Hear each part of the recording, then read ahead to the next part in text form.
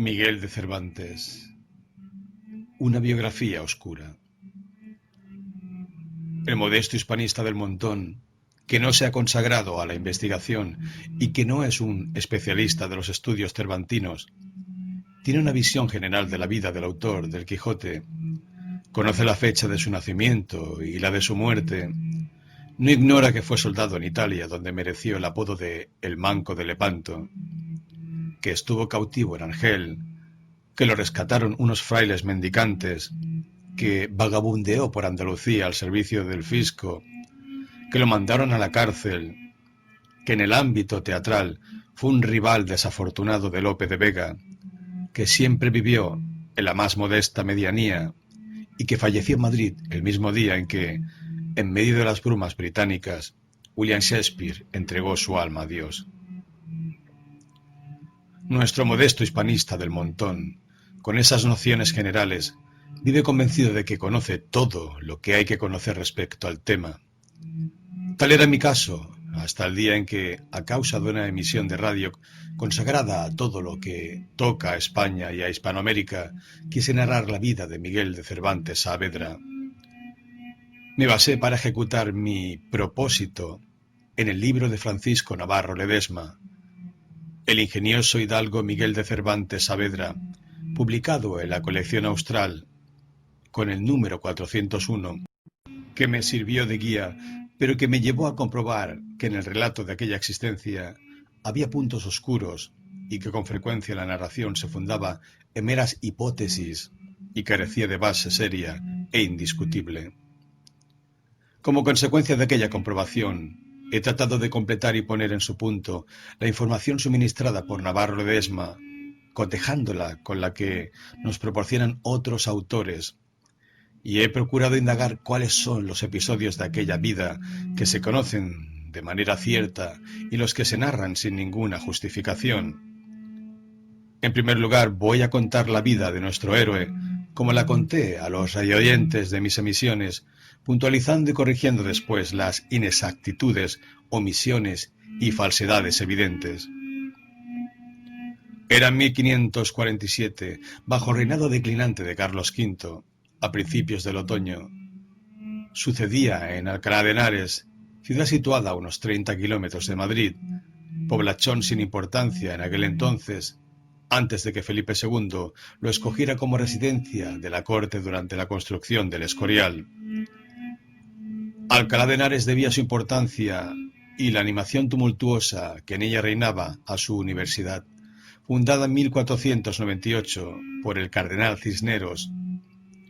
Se trataba de crear un émulo moderno, impregnado de renacentismo humanista, de la prestigiosa Salamanca, adormecida en la tradición medieval y escolástica. En la ciudad de Alcalá, el 9 de octubre de 1547, se bautizó a Miguel, hijo de Rodrigo de Cervantes y de Leonor Cortina, su esposa. Miguel era el cuarto hijo del matrimonio. Antes nacieron Andrés, Andrea y Luisa. Como Andrés murió de corta edad, Miguel era entonces el único varón de la familia.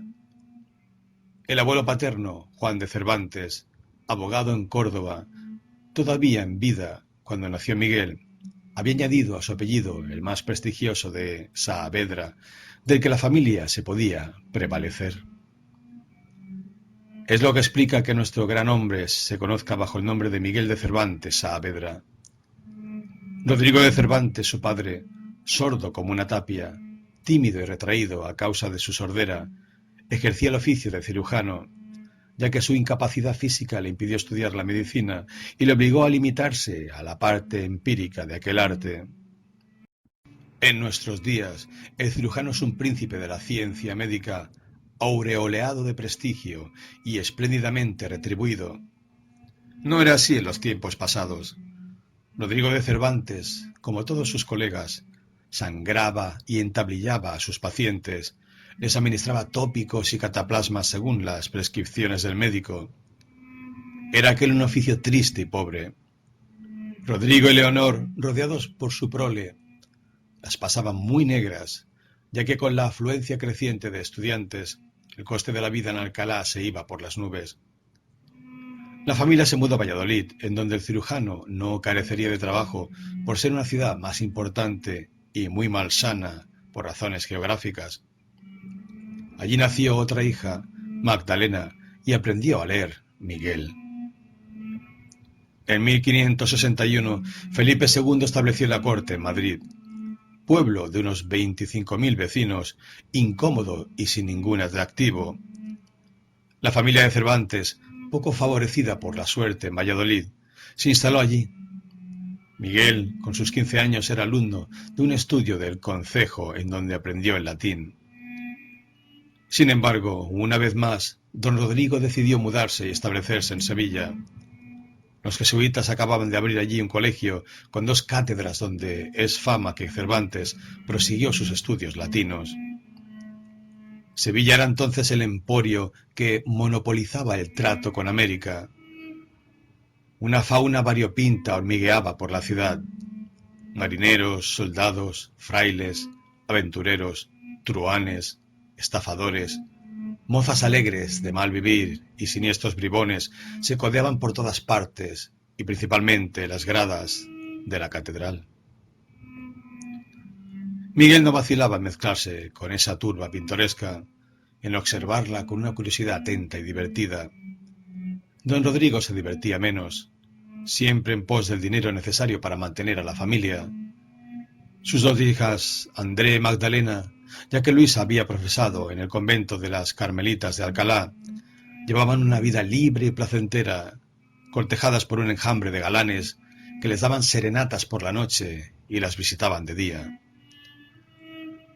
Los visitantes sabían hacerse bien ver con sus presentes, que no siempre carecían de valor. Las 2 jóvenes no eran mujeres perdidas, pero sabían medrar con la generosidad de sus pretendientes. Una promesa de casamiento incumplida podía dar lugar a un provechoso proceso. En verdad, la familia de Miguel era una curiosa familia. Mientras tanto, a don Rodrigo le embargaron los bienes por deudas. Andrea reivindicó la propiedad de algunos de aquellos bienes, lo que mostraba que había sabido espabilarse muy bien. El pobre don Rodrigo decidió irse con la música a otra parte una vez más y regresó a Madrid con los suyos. Miguel tenía 19 años. Asistía a la cátedra de gramática del estudio de la villa. Componía poemas de circunstancias y merodeaba por las calles de la nueva capital en donde genoveses, milaneses y florentinos monopolizaban los negocios en lugar de los judíos expulsados. Algunos de aquellos italianos se hicieron familiares de la casa de los Cervantes, atraídos por el encanto de las 2 mozas. La hermosa Andrea se hizo la enfermera y consoladora de uno de ellos, solitario y de salud precaria. Al regresar a su patria, curado y sano, el rico mercader manifestó su gratitud con un generoso donativo, una especie de dote que facilitaría el casamiento ulterior de la interesada. Nada permite afirmar que la liberalidad del italiano recompensaba algo más que la abnegación de una enfermera cuidadosa. Por las calles de Madrid, Miguel encontró fortuitamente a uno de sus condiscípulos de Sevilla, Mateo Vázquez, cuyo origen novelesco le abrió las puertas de un envidiable porvenir. Un gran señor eclesiástico de quien se murmuraba que era el padre de Mateo, le tomó bajo su protección y le facilitó una brillante carrera. A Mateo le encantó poder escapar al ambiente engolado en que vivía gracias a la compañía de Miguel y a sus interminables conversaciones sobre literatura y poesía, temas que Mateo no podía abordar en sus nuevas funciones. Se presume que por la intervención de su amigo Mateo Vázquez, Cervantes fue agregado al séquito de Julio Acquaviva como criado. El napolitano Acquaviva, camarero del Papa, hijo del duque de Atri, futuro cardenal, había llegado a Madrid encargado por el Vaticano de una misión sobre diferencias entre las jurisdicciones eclesiásticas y real en Italia. Con el fallecimiento de la reina y las preocupaciones del rey, la acogida no fue alentadora y Acquaviva se consagró al conocimiento de la lengua y de la clase dirigente antes de regresar a su país.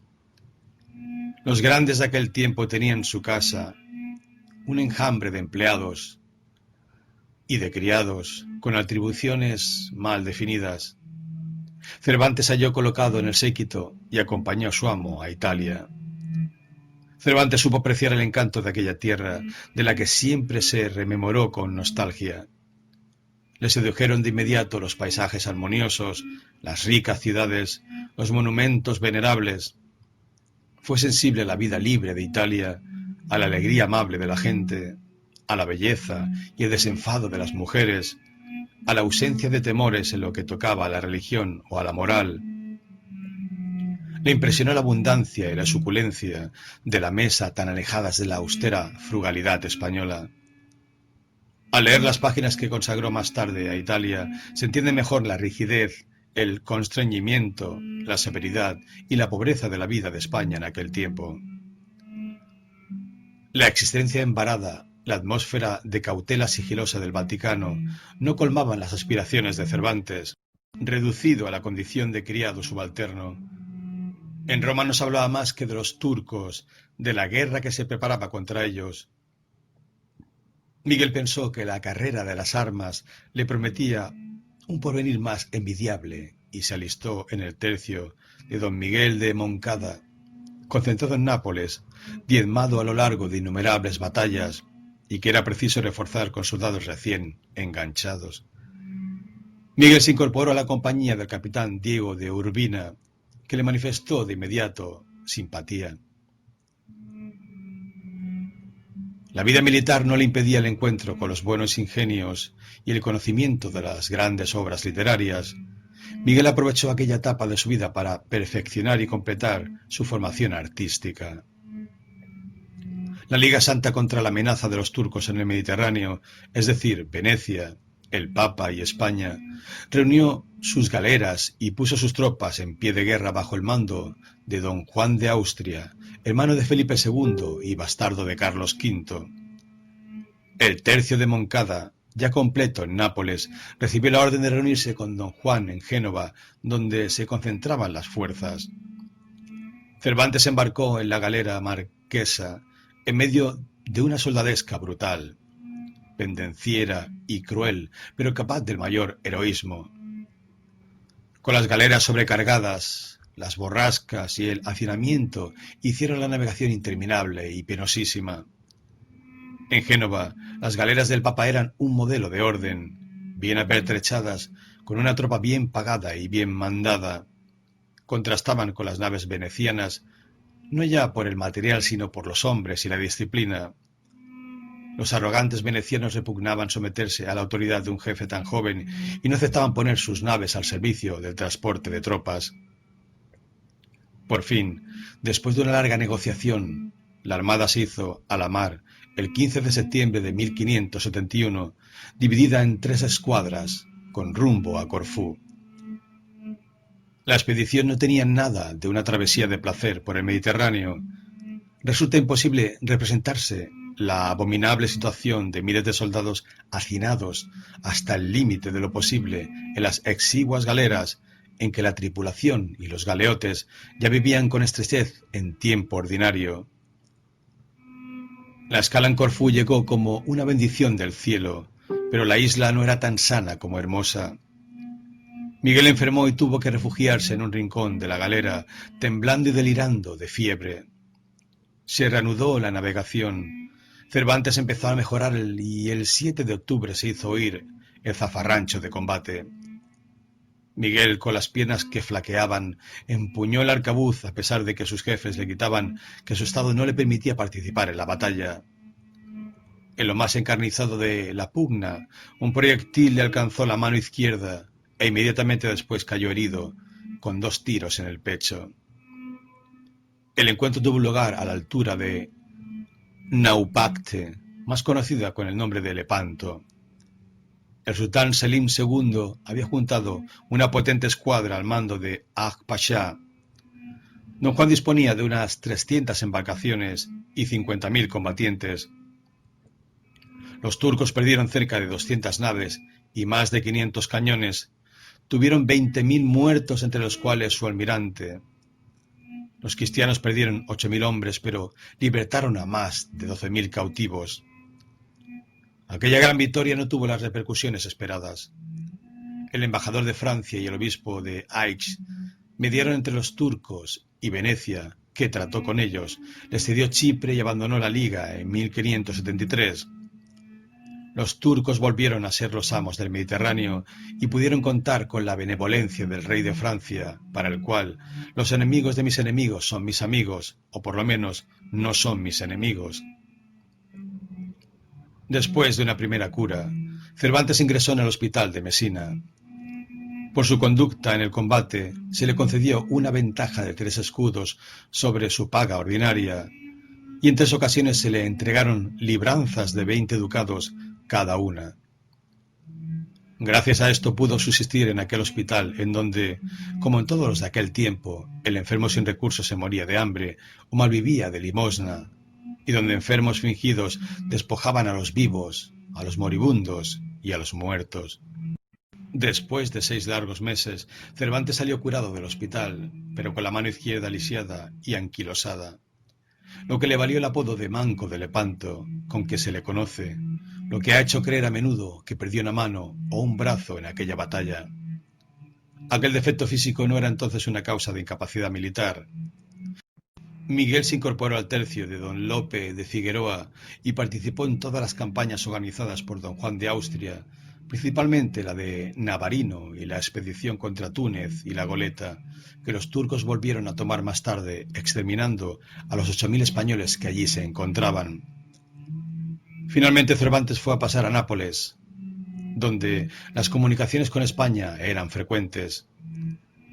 Por los viajeros que llegaban, se enteró de las comidillas de la corte y de que su amigo de antaño, Mateo Vázquez, era secretario de su Majestad Felipe II. Con ello se dio cuenta de que solo en la corte se podía medrar y no en los campos de batalla. También se informó de la situación de su familia, tan precaria como siempre, gracias a su hermano Rodrigo, que se encontraba en Italia como soldado, siguiendo el ejemplo de Miguel. Su padre contraía préstamos que reembolsaba tarde, mal o nunca. Sus hermanas tenían pleito con jóvenes de alta alcurnia por oscuras razones de promesas no cumplidas. Con todo esto, Miguel juzgó llegada la hora de regresar a España. Consiguió cartas de recomendación para la corte del duque de Sesa y del propio don Juan. Eran cartas halagüeñas en que se decía que aquel soldado era digno de recibir una merecida recompensa. Cervantes, con su licencia y sus cartas, se embarcó en la galera Sol, que zarpaba con rumbo a España a mediados de septiembre. La navegación fue de las más apacibles hasta que a la altura del puertecito de las Tres Marías, 3 o 4 navíos ligeros dieron caza a la galera cristiana. Iban al mando de Armaute Mamí, renegado albanés que mandaba las galeras turcas de Argel. Entre los corsarios y marinos de Argel, más temidos, los renegados eran numerosos. No faltaban cristianos ambiciosos de las riberas mediterráneas que se convertían al Islam para acceder a puestos de alta responsabilidad, ni cautivos que renegaban de la fe cristiana para recobrar la libertad y emprender una provechosa carrera de corsario. La galera Sol, después de un inútil combate, cayó en manos de Dalí Mamí, renegado griego. Cervantes se vio encadenado y cautivo junto con su hermano Rodrigo, que le acompañaba en aquel viaje. Los cautivos eran un bien de alto precio. Capturados en el mar cuando los turcos apresaban una nave o en las costas españolas durante una de las incursiones tan frecuentes en aquel tiempo, tenían un doble valor comercial. Constituían una mano de obra barata que se podía explotar a voluntad, que se podía vender en los mercados de esclavos cuando eran gente del montón, cuyos allegados carecían de recursos para pagar un rescate. Los cautivos de buena alcurnia se convertían en preciosos rehenes, cuyas familias comprarían la libertad a precio elevado. Según la norma, Cervantes pertenecía a la primera categoría, pero con las cartas de don Juan y del duque de Sesa que le encontraron, pasaba por un personaje importante cuyo rescate sería fructuoso. El prisionero tenía actitud altanera y afectaba muchos humos, con lo que reforzaba el juicio de sus carceleros.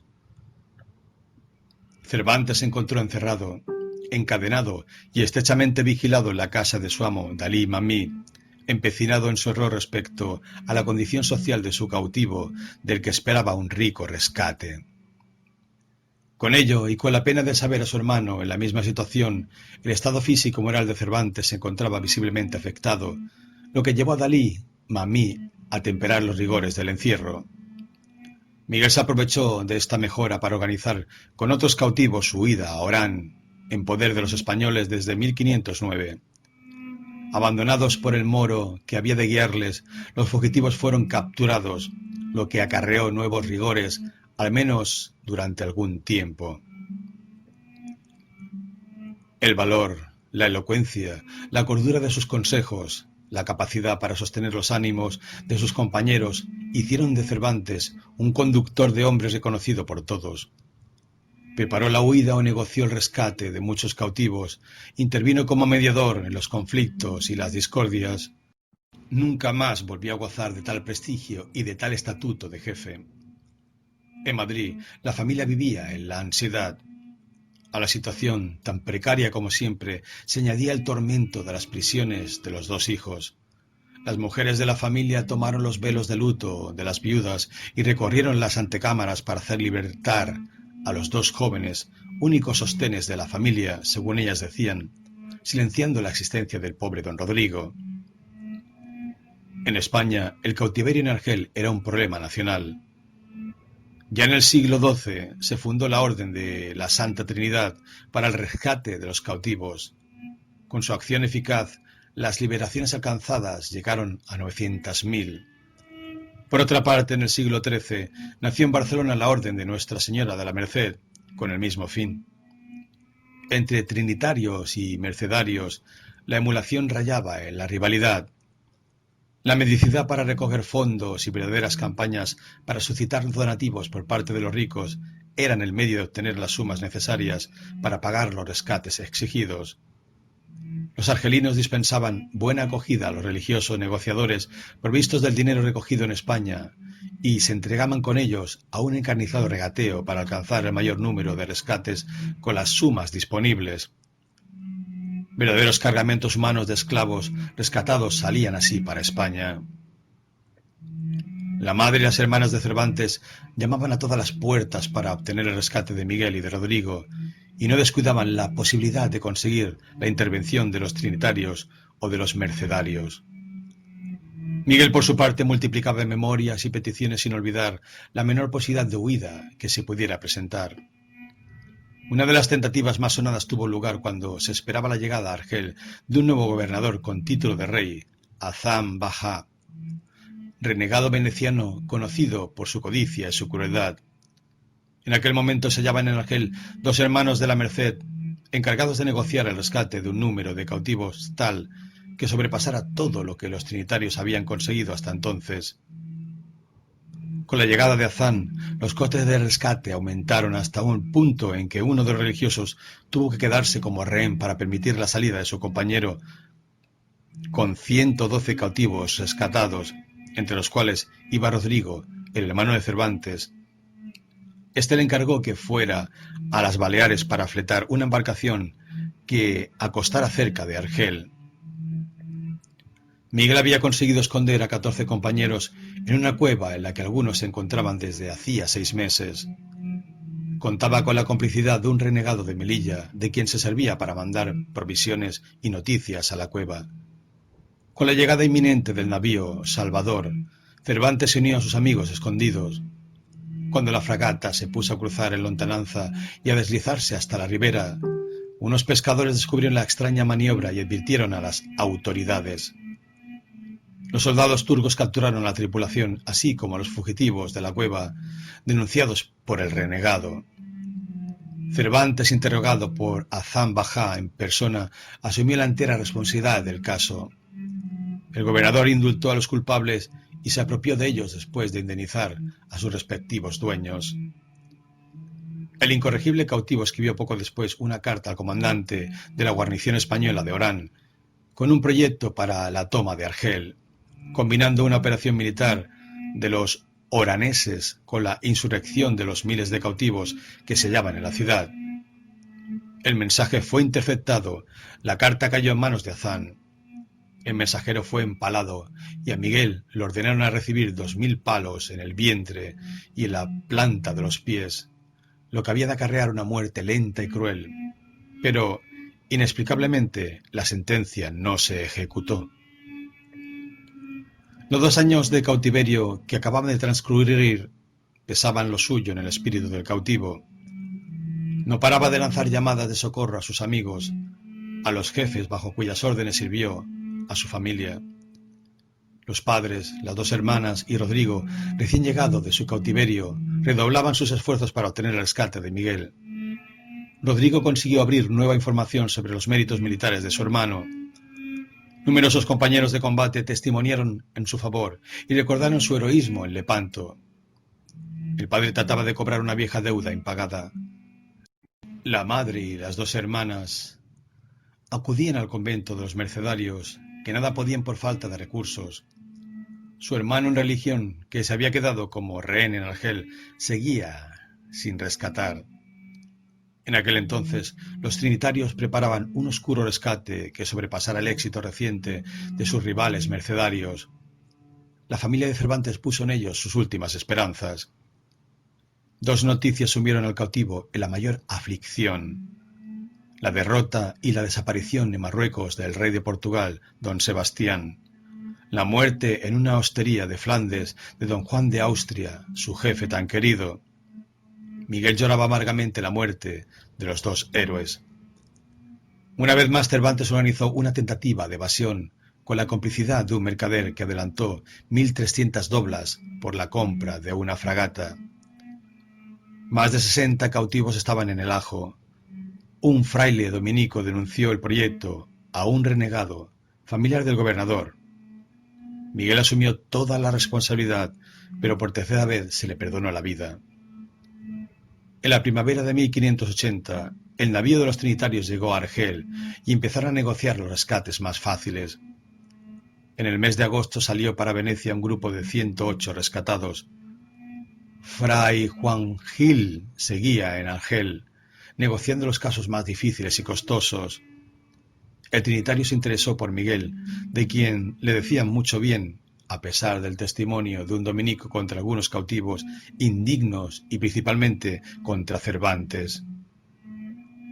La maquinación del dominico fracasó y Fray Juan Gil aceleró las negociaciones para el rescate de Miguel. El trinitario no disponía más que de 1/3 de la suma exigida por Azán Bajá. Este había llegado al término de su mandato y su salida para Constantinopla era inminente. A principios de septiembre, las naves de Azán estaban dispuestas para zarpar. Miguel y otros compañeros embarcaron en ellas encadenados en los bancos de los remeros. En el último momento, Fray Juan Gil se personó en el puerto con el notario que establecía las actas de rescate. El trinitario había obtenido de los mercaderes establecidos en Argel la suma que faltaba. Miguel pudo desembarcar, al fin libre, el 19 de septiembre de 1580, después de más de 5 años de cautiverio. Hacía tiempo que había cumplido los 30. En esta primera parte de la vida de Cervantes se halla lo que Francisco Navarro Ledesma narra en El ingenioso hidalgo Miguel de Cervantes Saavedra, condensado fiel y sucintamente. Ahora bien, la narración de Navarro de Ledesma es hasta cierto punto una especie de cuento de hadas o de relato hagiográfico con una parte de verdades admitidas y otra de afabulación novelesca. Vamos a examinar lo uno y lo otro a través de lo que dicen 3 autores de hoy. Pero antes de hacerlo, hay que tener en cuenta que hasta hace poco las biografías de Cervantes se compusieron recurriendo con frecuencia a la fantasía del autor por falta de documentos y de informaciones seguras. Jean Caravaggio dice: la mayoría de las vidas de Cervantes son relatos novelados. Los 3 autores a los que me refiero son Jean Caravaggio en Cervantes en busca de un perfil perdido, en su traducción al español publicada por Espasa Calpe en 1992, Martín de Riquer en La introducción de la aproximación al Quijote de 1970, Fernando Rabal en Un esclave nommé Cervantes, versión francesa de 1996. Todos los autores están de acuerdo sobre la fecha del bautismo de Cervantes, puesto que se encontró la partida de bautismo el 9 de octubre de 1547, pero no precisan la del nacimiento. Se supone que pudo ser el 29 de septiembre, día de San Miguel, a causa del patronímico dado al recién nacido. Un punto oscuro del que no habla Navarro Ledesma se refiere a la ascendencia del autor del Quijote, familia de judíos conversos según se dice. Martín de Riquer, en una corta alusión, desmiente tal alegación. Caravaggio habla de su presunta pertenencia a la casta de los descendientes de los judíos conversos y admite que no presentó nunca la prueba tangible de su limpieza de sangre, acreditada por meros testimonios, pero finalmente no se pronuncia y deja en suspenso la cuestión. Por lo que se refiere a Arrabal, no caben dudas en este dominio. La familia de Cervantes pertenecía a la casta de los conversos, vivía en el corazón de la judería, sus ascendientes eran juristas, mercaderes, médicos, profesiones propias de la raza judía. Además, las mujeres de la casa tan sabían leer y escribir, otra característica hebraica. El pleito queda zanjado sin apelación. Notemos de paso que, estigmatizando los horrores de la Inquisición, Arrabal alude a Stalin, al asesinato de Trotsky, a las violencias verbales de Breton y a los superrealistas y a un conflicto con Sartre, provocado por Goytisolo respecto a la publicación de una obra del propio Arrabal, lo que aparece como una digresión incontrolada que no nos sorprende por parte de un escritor tan efervescente y, a mi ver, perfectamente irresponsable. Un punto que merece aclararse es el de la infancia, la formación y la adolescencia, ampliamente tratadas por Navarro Ledesma. Martín de Riquer habla de esta época en términos meramente hipotéticos. Nada se sabe de seguro sobre los primeros estudios de Cervantes. Cabe la sospecha de que es poco lógico pensar, es de suponer, Cervantes jamás lo hubiera hecho. Arrabal evoca los acontecimientos históricos de la época, pinta a su manera los usos y costumbres de la sociedad, alude a episodios anecdóticos sobre la familia de Miguel, pero deja al margen precisiones biográficas circunstanciadas. Por su parte, Caravaggio se muestra prudentísimo en sus afirmaciones, ya que durante siglos no se ha sabido prácticamente nada de sus años de infancia y adolescencia. Evoca las peregrinaciones de Rodrigo, padre de nuestro héroe, pero no puede precisar hasta qué punto su familia le acompañó en ellas. También menciona las suposiciones que se hicieron sobre la formación escolar y estudiantil de Miguel, pero no las corrobora en lo más mínimo. Navarro Ledesma, en su propósito de forjar una aureola inmaculada, omite deliberadamente un acontecimiento importante mencionado por nuestros tres autores. En septiembre de 1569, un mandamiento real para la captura de un Miguel de Cervantes por haber dado ciertas heridas en nuestra corte a Antonio de Sigura, condenado a que con vergüenza pública le fuese cortada la mano derecha y en destierro de nuestros reinos por tiempo de 10 años, Martín de Riquer supone que el rigor de la pena se explica porque Antonio de Sigura era intendente de las construcciones reales y porque el delito se cometió en el recinto del Real Alcázar, lo que la ley reprimía duramente. De todos modos, 3 meses después Cervantes se encontraba en Roma huyendo de la terrible sentencia. Caravaggio, para consolar a los idólatras cervantistas, no excluye la posibilidad de que existiera un segundo Miguel de Cervantes, autor del Desaguisado. Nuevo punto oscuro. Jean Caravaggio, aludiendo al perfil psicológico de Cervantes, escribe: tal vez revele tendencias masoquistas, incluso una homosexualidad latente, como se ha sostenido hace poco. Quien se lance a la búsqueda de imágenes obsesivas, si no quiere atenerse a una triste reunión de fantasmas dispuestos a gusto del clínico, debe emplear la prudencia. Fernando Arrabal no necesita la prudencia para nada. Afirma que Cervantes es hombre de aire afeminado y de sexualidad heterodoxa. Según él, 2 miembros de la compañía de teatro de Lope de Rueda le iniciaron, a la edad de 17 años, a las delicias e inquietudes de la sensualidad. El bailarín de la compañía, Alonso Getino de Guzmán, y un tramoyista permitieron a Cervantes descubrir los laberintos, infiernos y edenes de la sexualidad.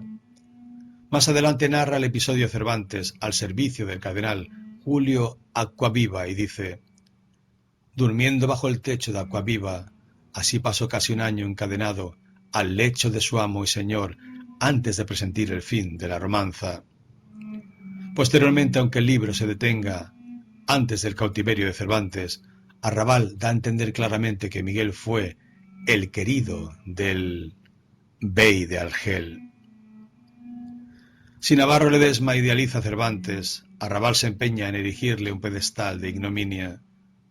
A lo largo de su libro presenta a su familia como una pandilla de hombres y mujeres indignos, gente poco recomendable, entregada a la mentira y a la falsificación de los hechos, ávida de riquezas, que vive de enredos, de galanterías y de corrupción. Por lo que toca al interesado, además de su homosexualidad, denuncia la impostura de su heroísmo militar. Según Arrabal, en Lepanto, Cervantes estaba enfermo de miedo y huyó de la batalla, ocultándose en el sollado de la galera marquesa. Sus gloriosas heridas no fueron más que una patraña forjada por el mismo Cervantes. El libro de Arrabal se detiene antes del cautiverio en Argel. La segunda parte, que deja esperar, promete nuevas revelaciones del mismo Jaez. Por lo que se refiere a Martín de Riquer, no encontramos en él gran cosa que difiera de la narración tradicional, tanto en lo que toca a Lepanto como a la cautividad en Argel.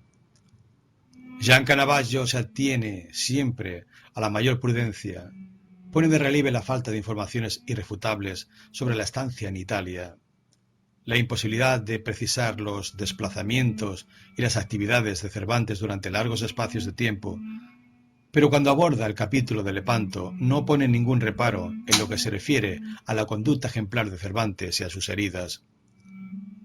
¿Qué ha sido de nuestro arcabucero al que habíamos dejado en su lecho de dolor?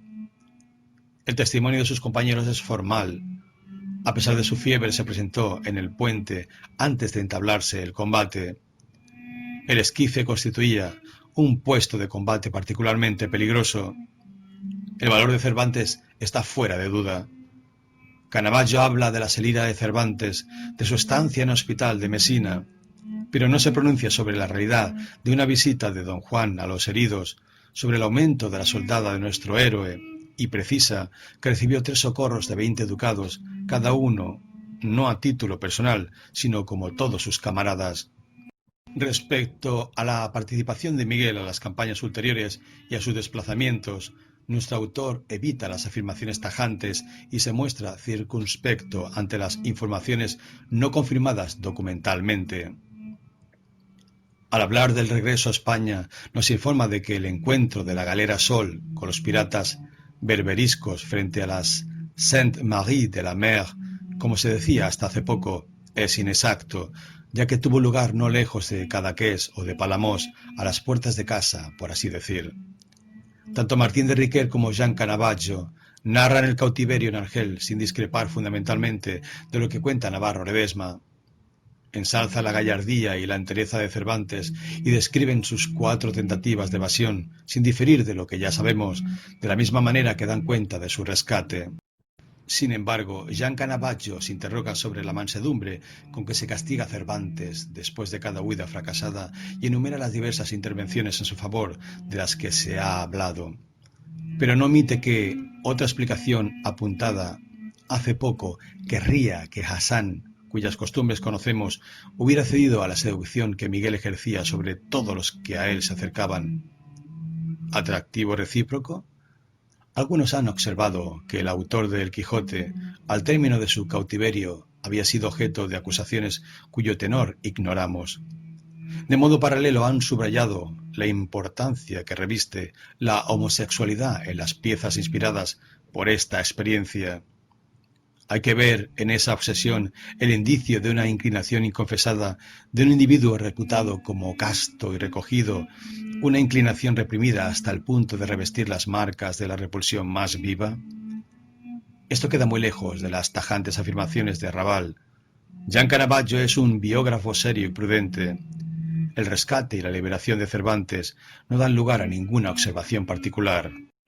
Con esto ponemos punto final a una tentativa para mostrar que nos hallamos ante una biografía oscura en el momento en que, con sus 33 años, la Edad de Cristo, Miguel de Cervantes da fin a la etapa heroica de su existencia para entrar en una vida asendereada y prosaica.